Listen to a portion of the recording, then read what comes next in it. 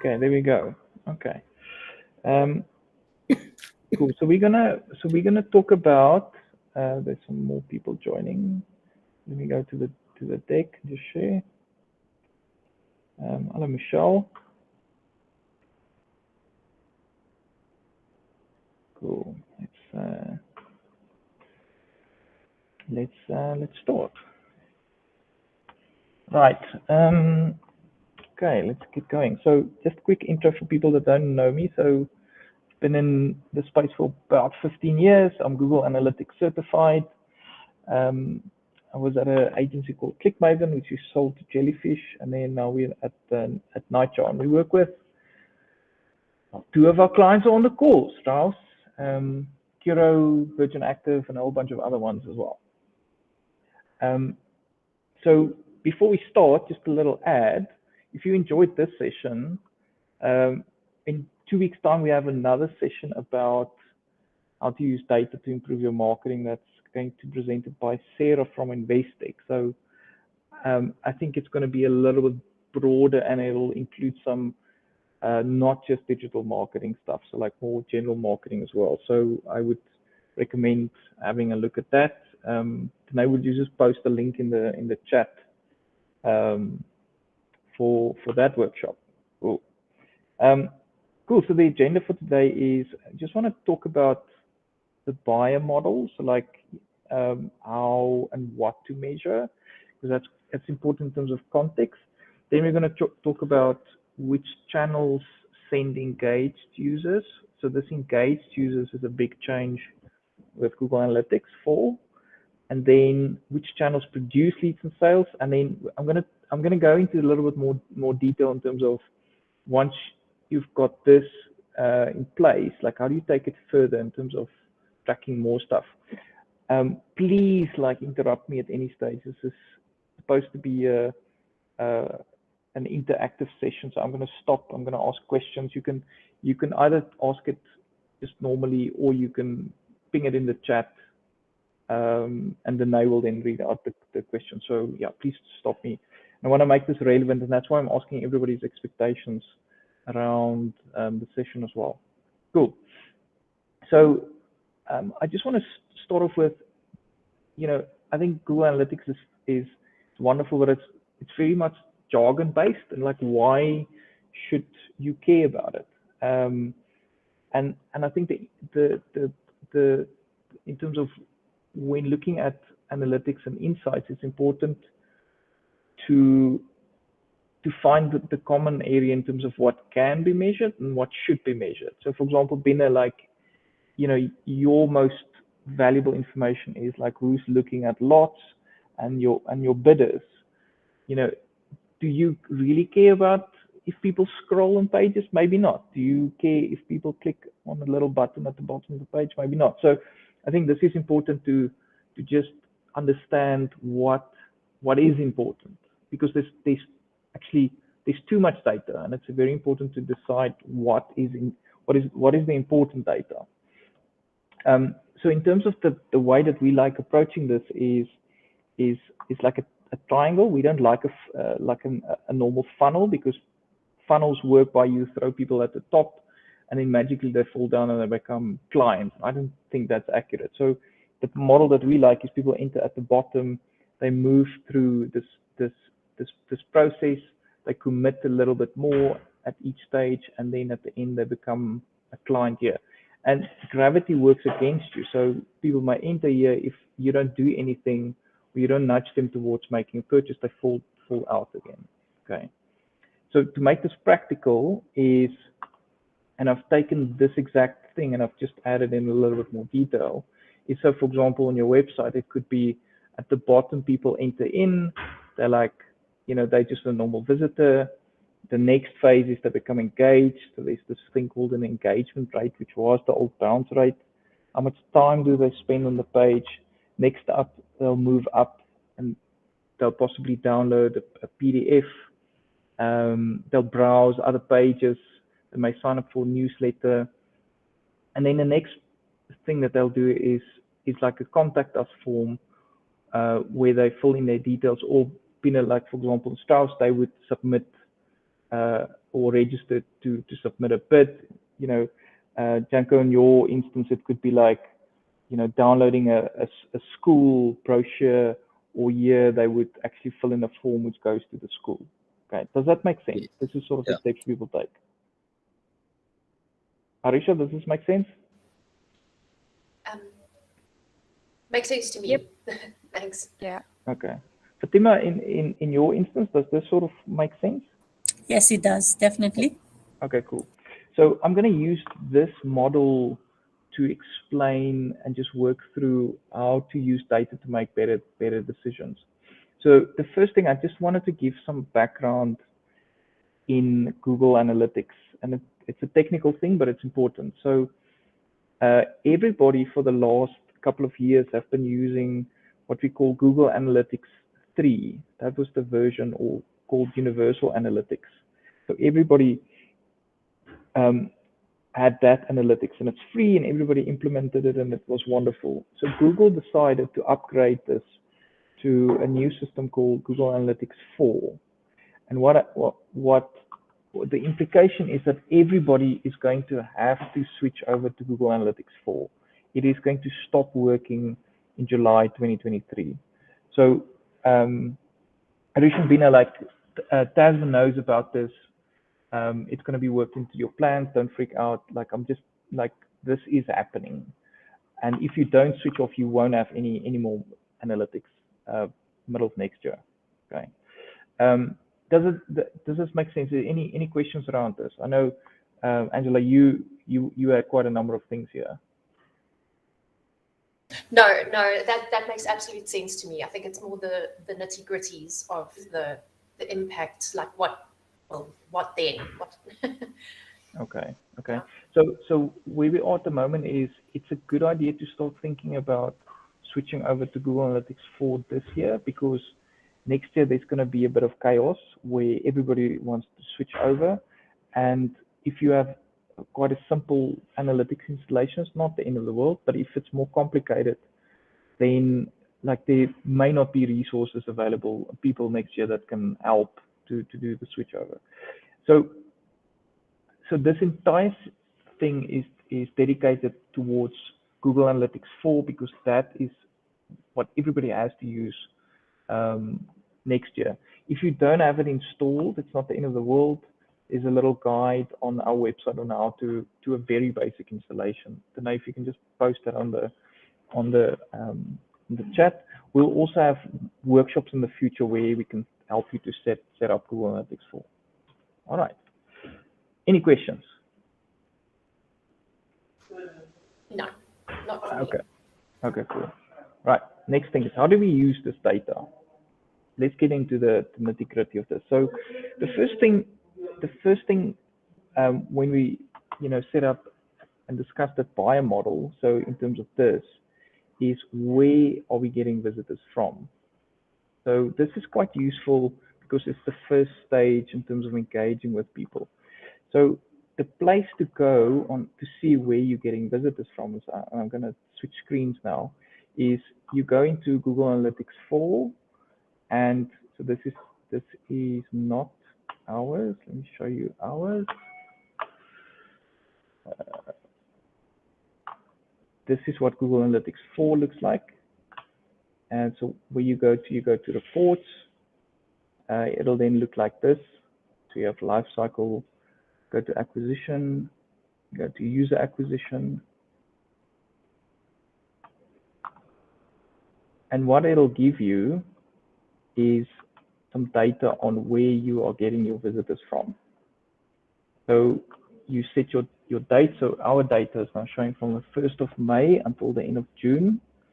And what it'll show you here is we receive most of our traffic from organic search. So when people type this into Google, some of them come directly to our site, and some come via paid search, and some email, and some social media. So this gives us a good idea of what does the breakdown look like for this time period. Okay. So where this becomes useful is if you extend the date ranges, you can then see what kinds of traffic are growing and which ones are declining over time. If you change the date range, we can then adjust. And then we can see in the graph then in the bottom right hand corner shows our organic traffic. It's sort of like flat. Basically, our direct traffic is like increasing slightly. Our organic social was nowhere, and then it started. We started engaging on LinkedIn, so that's, you'll see there's a spike on the right hand side. Freddie, we've got a question. Yeah, go. Michelle, would you like to ask? Yeah.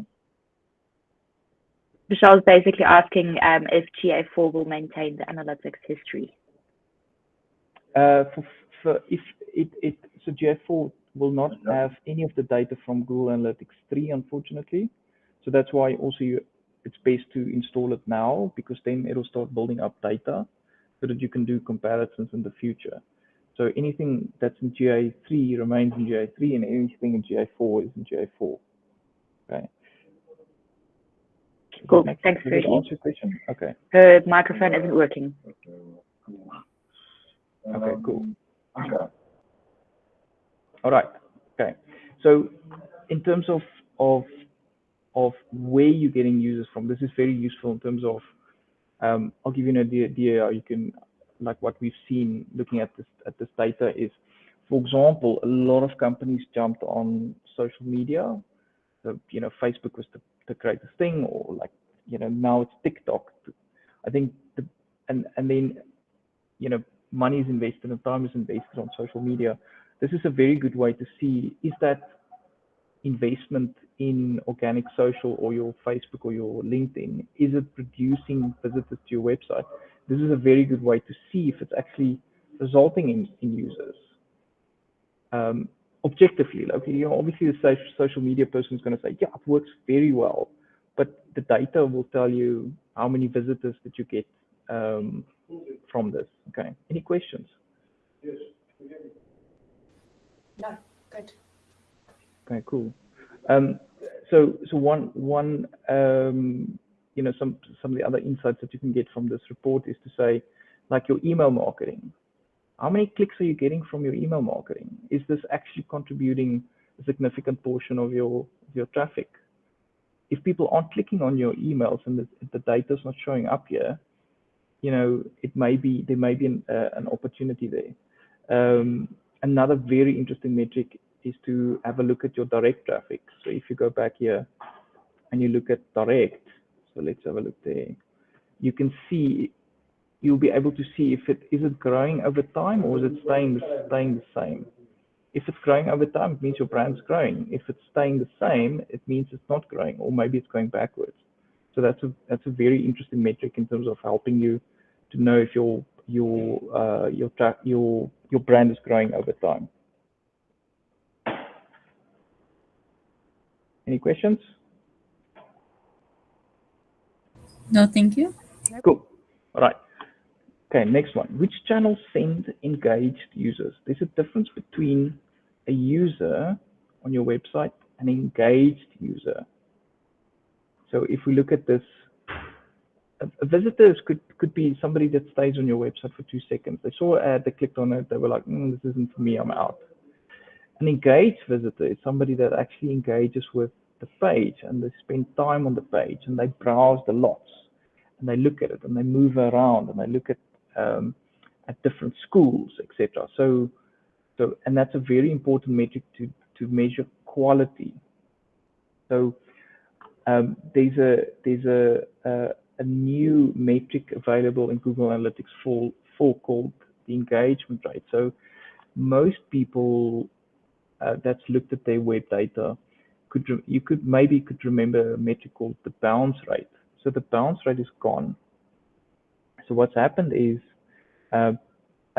Google Analytics 4 is better at tracking, like when you scroll on a page, like when you go up and down a page, and also if the screen is active as well, because this is actually Chrome that we're using now, and Google owns Chrome. So Google's got a much better understanding if you are actually engaging with the page or not. So that's how it gives you an engagement rate. So it means that the percentage that's given to you to a specific channel is like what percentage of the people on, that came from there was actually engaging with your pages. So if we go back to the same report, so we go user acquisition, this is the exact place we were before, and I go down, and let's say we change the date range a little bit. So go look at the last 2 months. Rudy, we've got a question. Angela is asking, can it give those granular stats on scrolling versus active pages? Can it give what? Those granular stats. On pages, yes. I'll show you now how to get it. Okay, so first we're going to look at it from a channel perspective. So these are all the channels. So for example, organic search or SEO, your direct traffic, your paid search, which is Google Ads, your email, etc. So this shows the amount of users that you're getting, and this is the metric that you want to look at. This is the engagement rate. So this shows that 65% of people that landed from organic was engaging with the page. So direct is 52, paid search is 43, email is 50. Now, what is good and what is bad? So this found this data online, and from looking at some of our clients' data, is like anything below 45% is not great. It's poor, basically. There are exceptions. So for example, if your contact us page has got your telephone number on, and people aren't going to have a relationship with your contact us page. Like 45 to 60% is like an average rating, and then 60% and higher is good. So Bennett and Marisha, to make this valuable to you, is like when you look at the lots, the pages, because your pages are your lots. So if it's got a high engagement rate, it means that people look at it and like it a lot. If it's less than 45%, people are possibly not interested in that lot.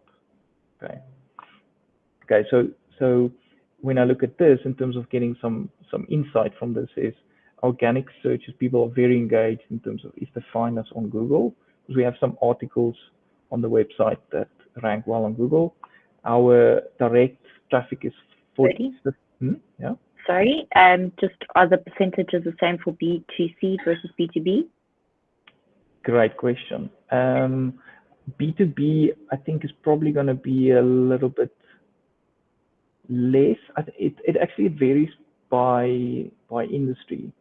So the range that I got when I did the research was, this is sort of the range for B2B and B2C. That's sort of an acceptable range. I think the page's objective will also give you a good idea of if it is a good or bad rate. So for example, if it's a page on the school and where it is and the sports and stuff that provide, it should have a pretty high engagement rate. So I would say aim for like 55. If, for example, the page is it's just got the map on it, like people will look at it and they may not stay on the page quickly. So then they found it quite quickly. So, and then a low engagement rate is not really a problem. So I can get that. Then I will just make a note of who asked the question, and I'll go get that research and send it over. Sure, Angela will get that over to you. Okay, cool. Angela will get it to you. All right. So going back to this. So for example, here you can see email is 50%. And paid search is 43. So our paid search is performing poorly. That's the data says that. And what's nice about data is that you can't really argue with the data. So that's something. So when I look at this from our perspective, is that something that needs attention? Okay. Cool. The other question was in terms of, this is the channels. Another question was to know which pages have high or low engagement. So to see that, you go to engagement tab and you go to pages and screens. And then what it does is it loads all the pages on your website. So for example, stars for you, it'll be your lots. Page and a lot for you is the same thing. So all your lots should be displayed here. Kira, like all your schools should be displayed here. Fatima, your service pages will be here. So what I usually do is there's a little thing that you can select here. It says page title and screen class.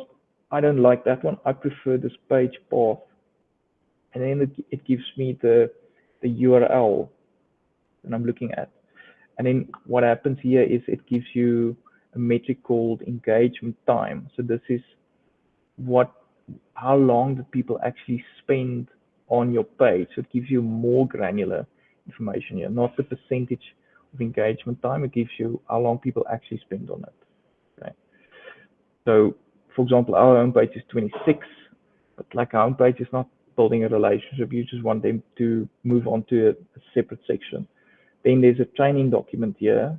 After training pages is where you register for your workshops. 30 seconds, that's not bad because we would just want them to register.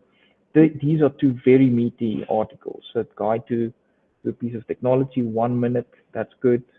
Guide to GA4, half a minute. So it means that this one is outperforming that page. Okay. Bina, you wanted to ask something? You're muted. Sorry, Ferdy, I mean, it's probably an obvious answer, but I mean, we are loading auctions all the time. And I mean, the auction on Tuesday had, I think, 500 lots. So are we actually looking at the engagement on or tracking every single lot that we load all the time? Yes, yeah. We can, gosh, okay. Yeah. So the way that analytics is set up is the code, the analytics code, when a new page is created, it automatically then starts tracking it here. So you don't have to set up anything. So yes, it's automatically added in here. Yeah. It's especially in your instance. So just give context to the other people is when they run a new auction, there's 500 new pages that are basically just live for like a week and then they go offline again. So the volume of their pages is tremendous, but Google tracks all of that and the information is available.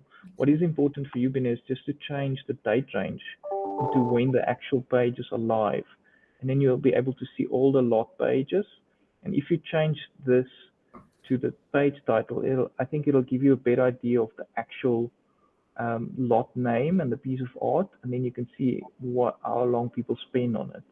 So this is the equivalent of when people walked into your gallery and they were staring at something for an uncomfortable amount of time, and you knew like this thing, this prela was like, special. Okay. Thank you. Cool. Any other questions around pages?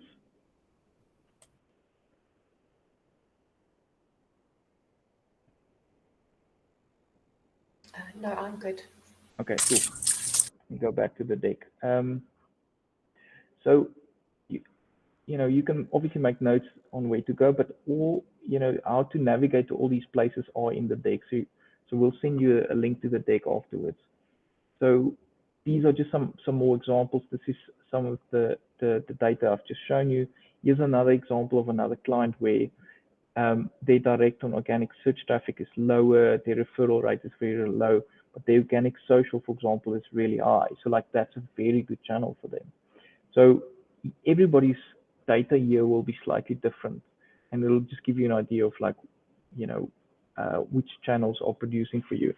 So in terms of making better decisions, is what this will clearly show you is which channels deliver poor engagement. So you are getting traffic from email or from social costs money. It's like there's time involved. So which ones are actually delivering and which ones are working? And social media is always like one to just watch. When Facebook launched and social media started, everybody overinvested into it. So have a look and see what the real engagement is from social media. The other thing that's important to look at, if one of the channels are delivering poor engagement, there may be a messaging issue. So for example, I know that our Google ads campaigns messaging is just old, like we haven't updated it with new messaging. So we need to go and work on that. And then, for example, if you have an ad that is selling A and they for 50 Rand and they land on your website and they're selling and you're selling it for 55 Rand, like people get upset about that. They leave immediately. So there may be a misalignment in terms of the messaging. And then obviously, we just spoke about which pages, have got great engagement. It's much, much, much easier to fix a page to get high engagement than to go and build a new one.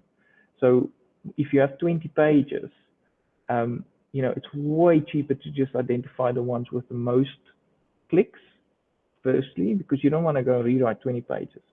Which ones are getting lots of clicks, and then which ones are underperforming in terms of getting clicks. So, for example, if I look at these pages, ours, have a look here. So these pages, we're getting the most clicks from them. So I would focus on the top 5, and then I would go and say, okay, this page is not performing well. I'll do that one first, and then I'll go and try and improve that page. Okay, does it make sense? So what this data allows you to do is to prioritize which pages to go and improve. Okay, any questions? Bina's got one, I think. We've got one, yeah. I think there's obviously a differentiation between sort of evergreen pages on your website, and I'm talking now in our case, and lots that come and go. Yes. Yes, absolutely. So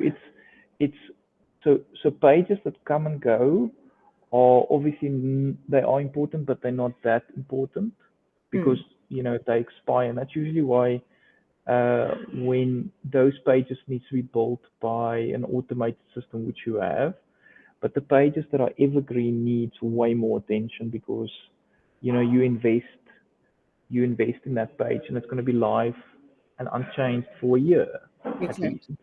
So yes, absolutely. Okay. Thank you. Cool. Then, any other questions? Not at the moment, no. Okay, cool. Let's talk about leads. Like everybody wants to talk about leads. So the next phase in terms of this process is there are what we call soft conversions. So these are signals that people are almost ready to engage with you. So for example, PDF downloads. So Janko, your instance, like I know you have a lot of PDF downloads on your school pages. Yes. So that's like a soft conversion. And then a newsletter sign up is also another soft conversion. They're like, yeah, I'm willing to give you my email address, but I don't want to talk to you yet. So we're going to talk about that. And then the next phase is they'll look at the PDF, they'll download it, maybe they'll read like 3 or 4 newsletters, and then they'll fill in the contact us form. So we're going to talk about that. So these are like hard leads, and these are like soft conversions, or you can call them soft leads as well. So the way to track these two is you need to set up Google Analytics to track them. So the scope of this session isn't to show you how to do that. We do have workshops in terms of how to set them up, but if they are set up, and I'll show you what it looks like. If you go to reports, you go to, let me just expand this. You go to user acquisition again, previous place that we were. You go down to just loading. So now it's showing you that, remember that we had the same table that we were before. We were talking about engagement rates. So if you scroll to the right-hand side, there are what you call conversions. So these used to be the goals in Google Analytics 3. So this is where if you have a purchase, if you have an e-commerce site, for example, all the purchases that was made, if you set up GA4 in Shopify, it'll show up here. So if you choose purchase, it's going to show you people that's actually purchased. So in your instance, it could be like somebody is registered to bid, or somebody actually placed a bid. Janko, in your instance, I think we're talking about helping you to set up like an event for a PDF download. For Tima, like for example, you should have one for your for a lead form on your website. If you don't have that set up, we need to just touch base, and I'll show you how to do it. In our instance, what we did was a conversion for us is. I'm sorry, I'm showing you all our data, but I can't share clients' data while we're recording this. Let me just show you. So if you go to our website and you go to workshops, and we go to click more and register. If you click here to register there, it then registers it as an event in Google Analytics 4. So in our instance, it's like the workshop register button was clicked. Okay. Timo, in your instance, you could have like this contact us form submit would be yours. Yes. Okay. So I'm going to show you, once it's been set up, you select the event that you want to track. What it then does is it loads all those events, those conversions, so be it a PDF download or like a link click, and it'll then associate that with the channel. So now you can see that 13 of our workshop registration came from SEO, 3 came directly, and 1 of them came from paid search. Okay, so now we have an idea of like what's working or what's not. So Pina, in your instance, or Risha, in your instance, is there should be an event here in terms of new bidders or like new registrations, and then once you click it, it'll show like which channels actually produced like the most amount of bidders. And then we like, you know, in the marketing insight sessions we share this, but this is just to show you how to do it yourself. Does this make sense? Yeah, it does. Thanks. Okay. Okay, cool.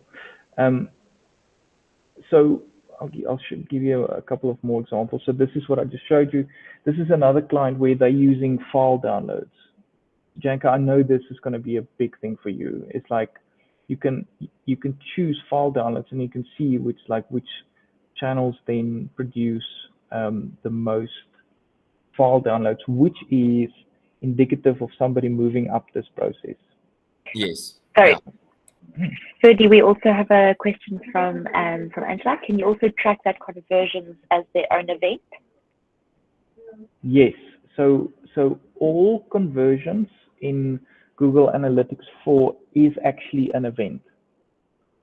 So the big difference between, sorry, I'm going to get a bit technical now, but the big difference between Google Analytics 3 and 4 is Google Analytics 4, everything is an event.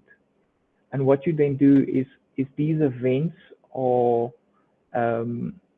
registered. So an event is something happened on the site. So I'll show you. An event could be a click. An event could be a page view. When I scroll up and down, that's an event. And how Google Analytics 4 works is these events will show up here, or you can set up a new event, and then to track them as a conversion is you just activate it. You go, okay, I would like the workshop registration button clicks to be or not to be a conversion. Okay, does it answer your question, Angela? She says, oh great, this makes a lot of sense. It won't be lumped together. Yes, it won't be lumped together. Yes, absolutely. Okay. So you can specify and tell Google Analytics 4 what is a conversion, what not, but it's going to track everything. And this goes back to that thing about, you know, what can be measured and what should be measured. So should be measured is the stuff that your business deems important. If you deem PDF downloads important, then track it. If you don't track it. Well, it's still going to get measured, but you shouldn't then look at it. Okay, I hope that makes sense. All right, so let's go back to this conversions. Another very nice thing to look at in terms of looking at where you are getting conversions from is to just change the report slightly, which I'll show you now. So you go back to acquisitions, you go to user acquisitions,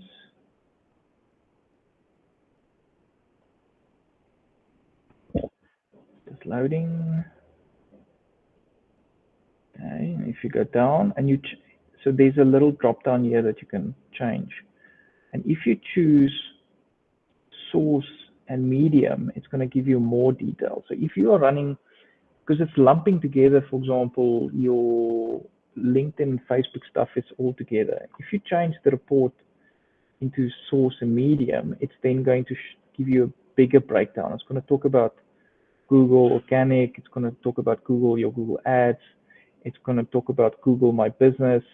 So it expands it so you can get a better sense of actually what is sending you users and what is also sending you leads. Okay, I'm going to stop now because I'm going to go into more advanced stuff. And I just want to know, are there any questions?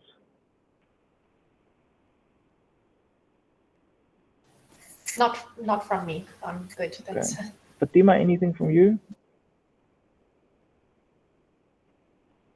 No, thank you. All good from my side. Cool. Michelle, Neil? Oh, good. Thanks. Got my microphone working.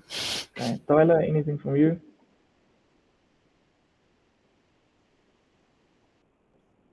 Arisha, Bina?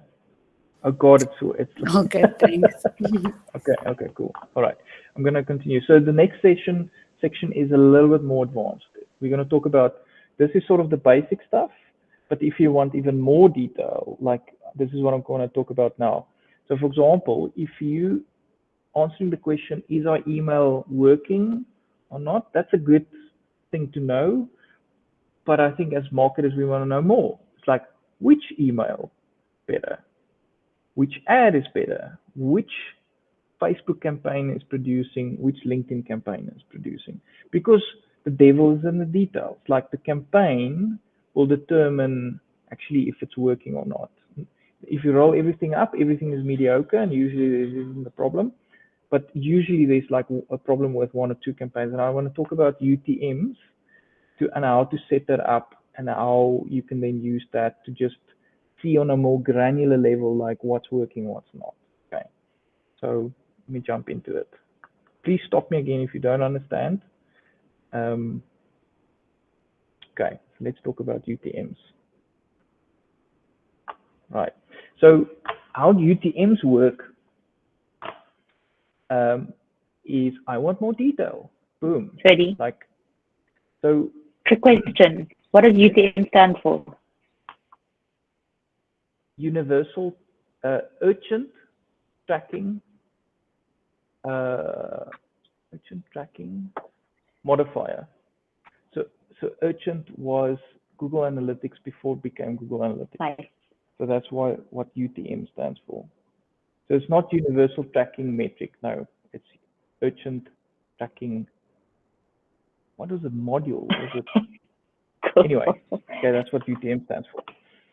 All right. So let me show you a report quickly here. You know, I'm still in the user acquisition section. So I'm going to go down. I'm going to click on this, and I'm going to change this to show campaigns. Okay. Right. What it's done now is it is showing the campaign data that we have or don't have available. And you can see from our data is that there's a bit of gobbledygook here. So there's like weird stuff there. Where does that come from? That's not set up. That's like something weird there. So yours is probably going to look similar to this. So the way to clean this up to get more campaign specific data is to use UTMs.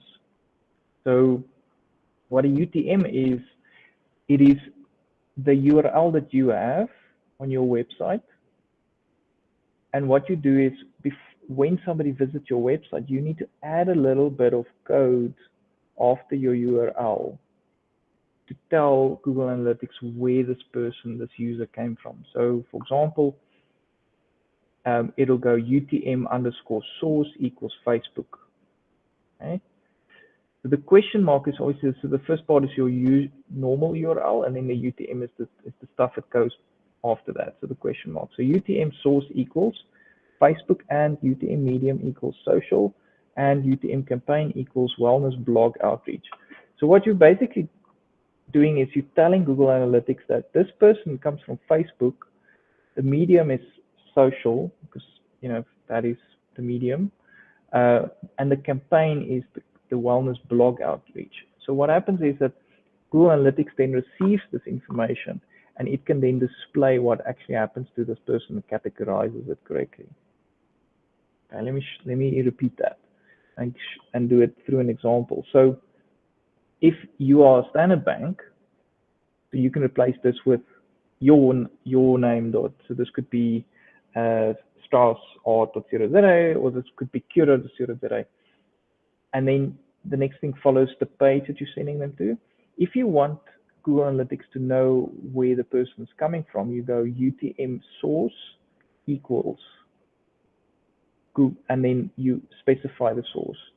So luckily, Google Analytics does this automatically, but Facebook doesn't. So when you load a new ad in Facebook or you post in Facebook, you obviously will paste that part. That's normal. But to enable this UTM tracking is you need to add that little piece of code afterwards manually.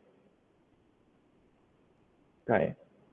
For email is the same thing. UTM equals email. If you are doing outbound, let's say you send out emails and you have a specific link in an email or like a message, you then say source equals outbound. Does this make sense? Yes, thank you. Understandable. Okay. So the good news is that Google Analytics does this automatically. Google Ads automatically. So if you're running Google Ads, that is being done. Most cases, Facebook is definitely not being parsed, so you don't actually know if you're getting traffic from Facebook. It's going to throw it into the social media bucket. Email, there should be like a little tick box in MailChimp that you can tick for it to be enabled. But let me give you a little bit more detail. Let's push it a little bit further, because to know something comes from Facebook, it's useful, but it's not what we want. More detail. So what we then do is we add the campaign information. So the source remains Facebook, and then what we do is we specify the campaign as well. So for example, we would have a spring campaign, or we would have a summer campaign. So for Risha, for you, it would be like the auction, or Janko, for you, it could be like the school specific campaign. So you specify this, and then what you do is you tell it it's from Facebook with this part, and then you tell it it's from this campaign in that URL. Does it make sense? Yes. Okay. What happens then is now you've passed the campaign data.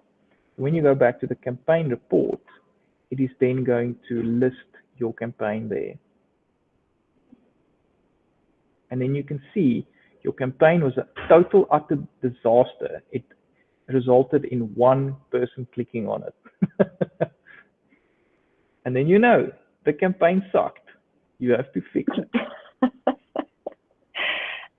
Ferdy, I just also want to check, and I don't know if it's maybe and it's still coming up, but that you can easily set up the UTM tracking by using a UTM generator. Yes. Then can you go and find that UTM generator and post it in the chat, please? Sure. Yes. So what she's talking about is Google. This is complicated. Like to get going with this is a bit weird. So Google has created one where you fill in this is actually called the source. You fill in the source, you fill in the campaign, and then what it does is it spits out a link for you. And then you can use that link in your campaign, and then it'll show up in Google Analytics, and then you'll know if your campaign worked or not. Okay. I just added the link already. Okay. Let me show you how it works quickly. It's okay, let's go there. So this is what it looks like. So you put in your website there. So ours is, let's use Curo.co.za. So the